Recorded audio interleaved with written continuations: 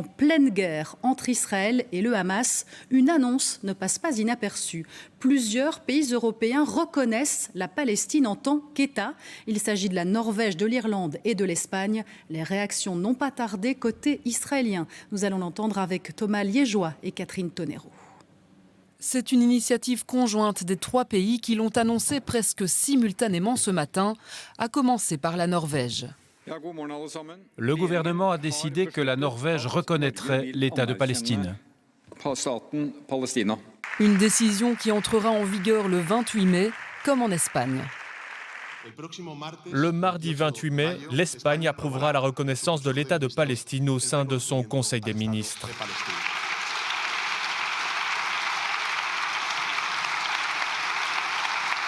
L'Irlande a emboîté le pas, promouvant la solution à 2 États et invitant d'autres pays à faire de même. In the lead-up to today's announcement, I've spoken with a number of other leaders and counterparts, and I'm confident that further countries will join us in taking this important step in the coming weeks.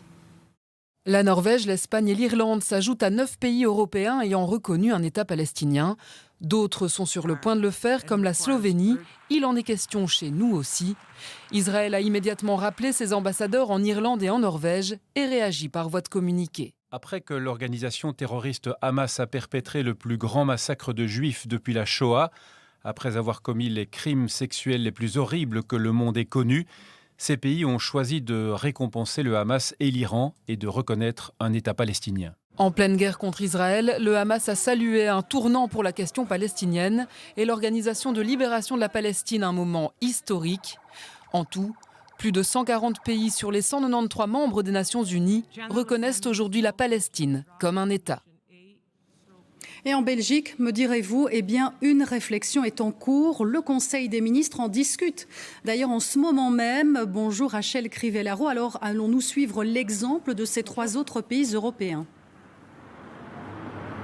C'est évidemment la question du jour, Ophélie, même si officiellement, nous dit-on aujourd'hui, ce Conseil des ministres restreint a été convoqué surtout pour faire le point sur la situation à Gaza, mais clairement, le fait que 3 pays européens aient procédé à la reconnaissance d'un État palestinien, ce n'est évidemment pas tombé dans l'oreille d'un sourd. Ils sont désormais nombreux au sein de la Vivaldi pour réclamer que la Belgique fasse pareil, d'autant que la déclaration gouvernementale prévoit explicitement une reconnaissance de l'État palestinien en temps utile. Et c'est sur ces 3 petits mots que le bas blesse. Car si socialistes, CDNV ou encore les Verts plaident pour une reconnaissance immédiate, du côté du MR, on estime que les conditions ne sont pas encore réunies pour qu'une telle reconnaissance puisse réellement porter ses fruits. Je vous propose d'écouter les explications de la ministre des Affaires étrangères, Hadja Labib.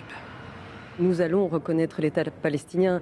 La vraie question, c'est est-ce qu'on va le faire immédiatement et de façon symbolique ou est-ce qu'on va le faire de manière utile avec des droits et des libertés pour les Palestiniens. Et ça demande un peu plus de temps, de réflexion et donc avec quel territoire, de quel territoire il s'agit, avec quel droit, avec quelle gouvernance, quel interlocuteur, est-ce que ce sera le Hamas, est-ce que c'est le Fatah.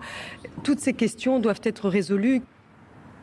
Alors vous le voyez, les discussions s'annoncent assez tendues. Le Conseil des ministres restreint est toujours en cours. Il appartiendra au Premier ministre Alexander De Croo d'arbitrer les débats. Le Premier ministre qui a déjà fait savoir que pour lui, une reconnaissance d'un État palestinien, c'était peut-être encore un peu trop tôt.